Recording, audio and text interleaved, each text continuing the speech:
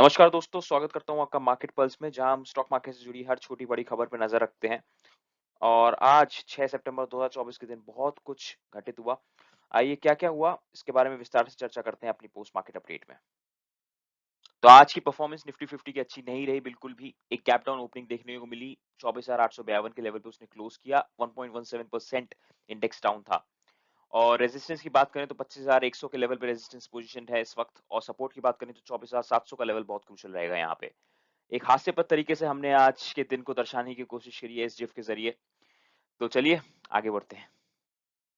वहीं अगर bank Nifty की बात करें तो bank Nifty under performed in fact the broader market. और 50,576 के लेवल पे उसने आज क्लोज किया। 1.74% डाउन था ये।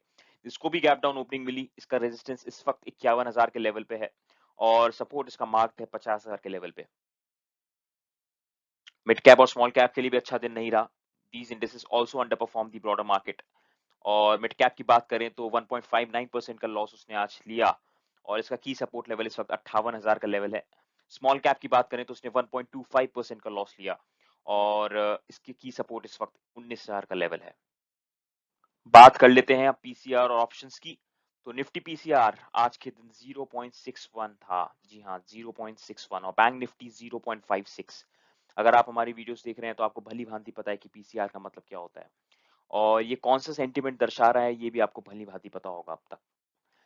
निफ्टी और बैंक निफ्टी के क्रूशियल ऑप्शंस के ऊपर एक नजर डाल लेते हैं अब। 25,100 का कॉल और 24,700 का पुट अगर निफ्टी की बात करें, और बैंक निफ्टी की बात करें तो 51,000 का कॉल और 49,700 का पुट आज बहुत महत्वपूर्ण था। लेकिन एक चीज आपको बहुत ही विपरीत दर्शाता हूं इस वक्त।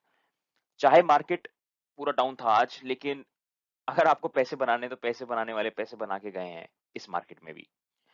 तो एक नजर डालते हैं मेरी बुलसाई अप्रोच पे। अगर आप निफ्टी 12 सितंबर 24,850 का पुट लेते हैं आज, तो मार्केट ओपनिंग थी अराउंड इसकी 40 रुपए की, लेकिन ये 190 के आसपास तक गया 3 बजे तक। तो आप लगभग 400% का यहाँ पे गेन बुक कर सकते थे।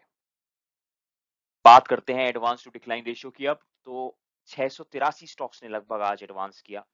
और डिक्लाइनिंग स्टॉक्स की बात करें तो लगभग 1700 स्टॉक्स आज डिक्लाइन कर रहे थे। ये पूरी रेशियो आपको दर्शा रही है कि आज क्या क्या घटित हुआ मार्केट में। और ये इनफैक्ट बता रहा है कि दिन अच्छा नहीं था आज स्टॉक मार्केट का। बात कर लेते हैं अब एफआई डीआई एक्टिविटी पे। तो इंस्टीट्यूशनल इन्वेस्टर्स का भरोसा अभी भी कायम है हमारे मार्केट में। डीआई की बात करें तो डीआई ने लगभग 2000 करोड़ की आज खरीदारी करी। वहीं एफआई ने आज थोड़ी बिक्री करी। 620 करोड़ रुपए इन्होंने ऑफलोड किया आज मार्केट से। अगर आज आप निराश हैं थोड़ा स्टॉक मार्केट से, तो चलिए आपके मूड को थोड़ा अपलिफ्ट करते हैं। और अब मैं आपको बताता हूँ 200 डे ईएमए के आसपास कौन से स्टॉक्स हैं इस वक्त।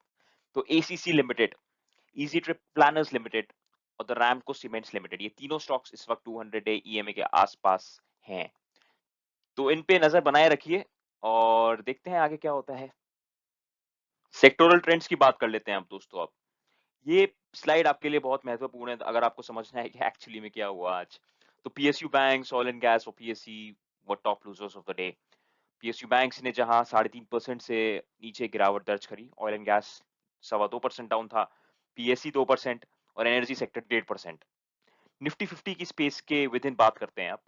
तो अगर मैं निफ्टी 50 के अंदर की बात करूं तो 8 स्टॉक्स खाली आज एडवांस कर पाए। बाकी 42 स्टॉक्स आज डाउन थे। तो Bajaj Finance, Asian Paints, JSW Steel, LTI Mindtree, Nestle India were few of the top gainers today. और SBI, BPCL, ICICI Bank, NTPC और एचसीएल टेक, ये सभी और इनके अलावा और भी काफी स्टॉक्स आज डाउन थे। चलिए आपका मूड थोड़ा और अपलिफ्ट करने की कोशिश करता हूं। तो उन स्टॉक्स पे नजर डालते हैं अब जो अपने ब्रेकआउट प्राइस के काफी नजदीक हैं। तो Gujarat Alkalies, Aether Industries, Asahi India Glass Limited, Hindustan Foods और हीरो मोटोकॉर्प, ये सभी अपने ब्रेकआउट प्राइस से बेहद नजदीक हैं। इनका पैटर्न पे आप अगर नजर डालेंगे तो आपको पता चलेगा कि किस पैटर्न के साथ ये अपने ब्रेकआउट प्राइस के आसपास इस वक्त भटक रहे हैं। तो इन पे नजर डालिएगा खूब। और अब बात कर लेते हैं वीकेंड के एक्सपेक्टेड रिजल्ट्स पे। तो Nagarjuna Fertilizers, Nova Iron and Steel Limited, SSDL यानी सरस्वती सारी डिपो लिमिटेड और सुप्रीम इंजीनियरिंग लिमिटेड, इन चारों स्टॉक्स के आप रिजल्ट्स एक्सपेक्ट कर सकते हैं वीकेंड पे। और आखिर में बात कर लेते हैं कि सारांश में कैसे घटित हुआ आज का दिन और अब हम आगे क्या एक्सपेक्ट कर सकते हैं। सबसे पहले एक नजर ओवरऑल मार्केट अपडेट पे। तो प्रेशर देखने को मिला पूरे मार्केट में आज। मिड कैप और स्मॉल कैप के लिए भी अच्छा दिन नहीं गया। हालांकि प्रीमियर एनर्जीज की बात करें तो उसने 10% का मूव पकड़ा, और इंडिजीन जिसकी रिसेंट लिस्टिंग हुई है उसने भी 10% का मूव पकड़ा। डोमेस्टिक इक्विटी मार्केट के लिए हालांकि अच्छा दिन नहीं रहा। In fact this was the third consecutive day जहां इन्होंने अपनी गिरावट दर्ज करी। This was further drag down by Reliance, ICICI bank, SBI और इन्फोसिस। तो ब्रॉडर मार्केट ने भी यही सेंटीमेंट फॉलो किया। निफ्टी स्मॉल कैप और मिड कैप के लिए भी यही चीज रही। और इंडिया विक्स की बात करें तो 7.11% इन्होंने गेन किया और 15.21 के मार्क पे क्लोजिंग दी। इससे पता चलता है कि वोलेटिलिटी काफी बढ़ी है आज। मूवमेंट्स और प्रेशर्स की बात करते हैं तो वीकली बेसिस पे बात करें तो निफ्टी 50 लगभग 1.52% डाउन है और सेंसेक्स 1.4% ओवर लास्ट वीक। अब इसके रीजंस क्या हो सकते हैं इस करेक्शन के? तो यूएस मार्केट में थ्रू आउट दिस वीक अच्छी खासी सेलिंग देखी गई क्योंकि रिसेशन का फियर है एक। और जॉब ओपनिंग्स की अगर बात करें तो इनफैक्ट जुलाई के वक्त 7.67 मिलियन आई हैं, which is lower than market expectations, और यही 7.91 फिगर थी जून में। तो चीजें अच्छी नहीं रही हैं। HSBC India manufacturing purchasing managers index की बात करें तो ये 57.5 है अगस्त 2024 के वक्त, और ये 58.1 था जुलाई 2024 में। इससे पता चलता है कि मैन्युफैक्चरिंग एक्टिविटी भी इकोनॉमी में स्लो हुई है थोड़ी। और आखिर में वोडाफोन आइडिया की बात करें तो ये 12% गिरा, और प्राइमरीली ये इसलिए हुआ क्योंकि गोल्डमैन सैक्स की जो रिपोर्ट आई है उसने काफी इंपैक्ट डाला है इस पे। और आखिर में हम बात कर लेते हैं आफ्टर मार्केट अपडेट्स की। तो JSW एनर्जी ने 450 करोड़ का कॉर्पोरेट गारंटी इशू किया अपनी सब्सिडरी JSW एनर्जी उत्कल के लिए। एप्टस वैल्यू ने हाउसिंग गेन्स ने अपनी बोर्ड नोट के जरिए गेन किया आज, क्योंकि 100 करोड़ वाया एनसीडीज इनको बोर्ड नोट मिल गई है इसकी टू रेस। और HUL ने एक कमेटी बिठाई है इंडिपेंडेंट डायरेक्टर्स की अपने आइसक्रीम डिवीजन का फ्यूचर एसेस करने के लिए। ये हुआ है क्योंकि यूनिलीवर ने डिसाइड किया था कि ये अपना आइसक्रीम बिजनेस जो ग्लोबल है वो 2025 तक डीमर्ज कर देंगे। इसके चलते ये चीज हुई है। तो बस आज के लिए इतना ही। मार्केट अच्छा नहीं रहा आज के लिए, लेकिन इस मार्केट में भी काफी लोगों ने पैसा बनाया है।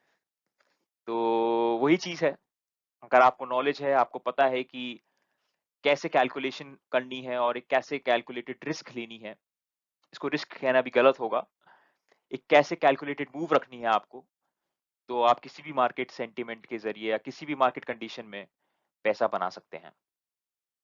चलिए, आज के लिए इतना ही। उम्मीद करता हूँ आपको हमारा कंटेंट पसंद आ रहा है। अगर पसंद आ रहा है तो लाइक शेयर और सब्सक्राइब करिए, फैलाइए हमारे दोस्तों के पास ये कंटेंट अपना, और जितना फैला सकते हैं फैलाइए। आपसे मुलाकात करते रहेंगे।